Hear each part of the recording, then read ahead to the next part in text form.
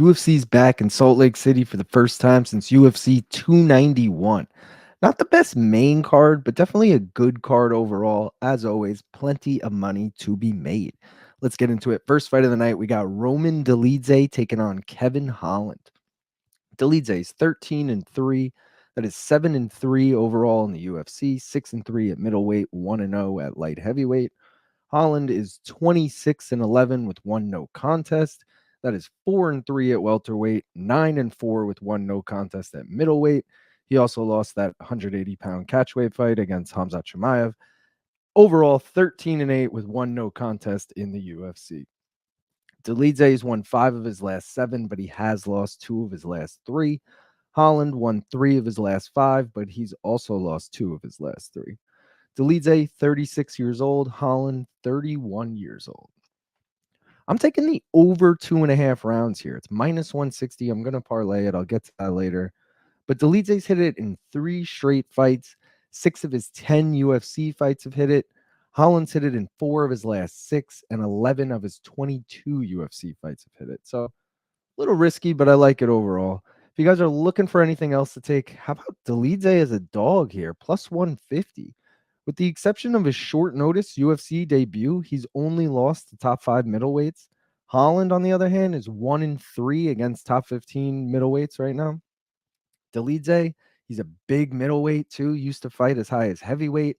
Holland, pretty small middleweight, used to fight at welterweight. But I like Dolidze here, honestly. I think someone should hop on that. If you like Holland, though, take him by decision. Plus 140. Only 3 of his 13 UFC wins have come by decision, but Dolidze's never been finished before, so I think that's the most likely route. If you think it's going to end by KO, fight end by KOs. Plus 235. 7 of Dolidze's 13 pro wins have come by KO, and Holland's been KO'd before. Additionally, 14 of Holland's 26 pro wins have come by KO. That is 54% of their combined wins by KO. Next fight of the night, we got Kayla Harrison taking on Ketlen Vieira. So Harrison, she's 17-1. That is 1-0 in the UFC. Vieira is 14-3. That is 8-3 in the UFC. Kayla's won 2 in a row, including finishing Holly Holm earlier this year in her UFC debut. Ketlen Vieira has won 3 of her last 5, and she also has a split decision win over Holly Holm. Kayla, 34 years old. Ketlen, 33 years old. I'm riding with Kayla Harrison here. Minus 650, man. She's a 2-time Olympic gold medalist in judoka. She's a multi-time PFL champion. I really just don't think there's anyone in the division who's going to beat her. The only worry is her weight cut. As long as she makes weight, I think she gets the job done. It's minus 650. Gonna parlay it. I'll get to it later. If you guys are looking for anything else to take, how about Kayla by finish? It's plus 120. They're giving you a minus 650 favorite at plus 120 by finish. Hop on that. 13 of her 17 pro wins have come by finish, including her lone UFC fight, and Vieira's been finished before. If you think Vieira's gonna win, plus 550. She's only lost to the champ and 2 other top 10 bantamweights. She's a good grappler herself, and I mentioned Kayla's weight cut is pretty rough, so if Kayla has a bad cut, leaves the path open there for Ketlen to get the win. But otherwise, Kayla by decision, plus 110. Only 4 of her 17 wins have come by decision, but 2 of her last 3 fights have gone the distance, and 2 of Ketlen's 3 losses have come by decision. Next fight of the night, we got Jose Aldo taking on Mario Bautista. Jose's 32-8. That is 10-4 at featherweight, 4-3 at bantamweight. That is 14-7 overall in the UFC. Bautista, he's 14-2. That is 8-2 in the UFC. Aldo, he's won 4 of his last 5. His only loss in that stretch came to the champ, Merab Dvalishvili. Bautista, he's won 6 in a row, and 3 of those wins came by first-round submission. Aldo, he's 38 years old. Aldo's finally feels his age. Forever, he felt too young. Now he's Aldo 38? Yeah, that sounds right. Bautista's 31 years old. I'm taking Jose Aldo here as a dog, plus 150. All 7 of his UFC losses came to current or former champions. During Bautista's 6-fight win streak that he's on, 4 of those opponents have since been cut by the UFC, And the other two opponents were coming off of losses. So, like, who's he really beating, you know? Also, in Bautista's 8 UFC wins, he only has 1 win over a ranked opponent. I mean, there's obviously a path here for Bautista to win, but you're going to give me Jose Aldo plus money again, just like you did against Jonathan Martinez? Yeah, I'm hopping all over that.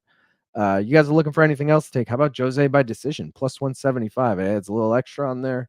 His last 4 wins have come by decision, and 7 of his last 8 fights have gone the distance. Bautista went the distance in his last 2 fights as well.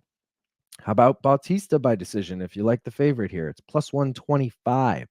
4 of his 8 UFC wins have come by decision. Aldo's lost by decision 3 times before. And the over 2.5, it's minus 300. You obviously got to throw it in a parlay, but 17 of Aldo's 21 UFC fights have hit the over 2.5, and 4 of Bautista's 10 UFC fights have hit it. That is 68% combined. Next fight of the night, the co-main, Raquel Pennington taking on Julianna Pena in the women's bantamweight title fight. Pennington, she's 16-8. That is 13-5 in the UFC. Peña is 11-5. That is 7-3 in the UFC. Fun fact, both of them have only lost to current or former champions, and that won't change regardless of the results of this fight. So just a little tidbit. Pennington has won 6 in a row. 5 of those go in the distance.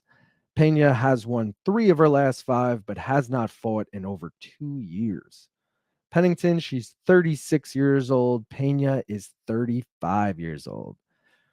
I'm taking Julianna Pena here as a dog, plus 160. I mentioned this already, but her 3 losses in the UFC came to current or former champions. She has a win over arguably the greatest woman of all time in Amanda Nunes. And at the end of the day, it's close odds on a women's MMA fight. I'm taking the dog all day. Plus 160, Julianna Pena. If you guys are looking for anything else to take, if you like Rocky, take her by decision. Plus 110. 11 of her 16 pro wins have come by decision, including 9 of her last 10 wins. Peña's lost by decision twice, including her last fight. So totally possible. If you like Julianna like I do and you want a little extra juice on it, plus 235, Julianna Pena by decision. Only 3 of her pro wins have come by decision, but they all came in her last 5 wins. So more recently, she's been going longer. Pennington has lost by decision 6 times, including her last 2 losses. And if you really like Julianna Pena to get it done, Julianna by sub, plus 550. 5 of her 11 pro wins have come by sub, including her last 2 wins, and Pennington has been sub before. Main event, Alex Poatan Pereira taking on Khalil Rountree Jr. for the light heavyweight title. Pereira, he's 11-2. That is 4-1 at middleweight, 4-0 at light heavyweight, 8-1 overall in the UFC. Rountree is 13-5 with 1 no contest. That is 9-5 with 1 no contest in the UFC. Pereira has won 4 straight with 3 of those ending by knockout. Rountree's won 5 straight with 4 of those ending by knockout. Poatan, 37 years old. Rountree, 34 years old. I'm taking Poatan, baby, minus 455. I'm parlaying it with Kayla Harrison money line and the over 2.5 in Dolidze Holland. That's plus 129. Poatan, his last 6 wins were against current or former champions.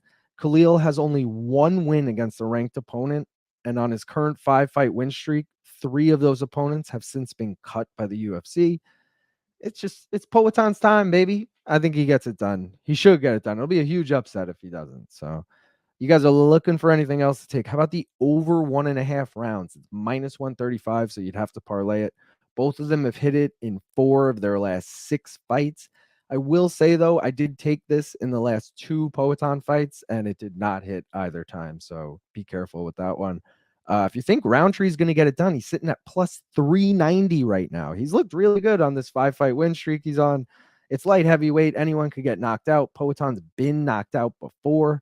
We all know Poatan, for lack of a better term, is kind of one-dimensional. So if Rountree could take him down, it could really change the entire dynamic of this fight. And how about Poatan by KO in round 1, plus 160? It's way too much money to just get him by KO. take him in round one. 4 of his 11 wins have come in round one, and Rountree's been finished 3 times in round one. I'm worth 100,000 like Woodrow. When a ball call me Wilson, going overboard at the Hilton.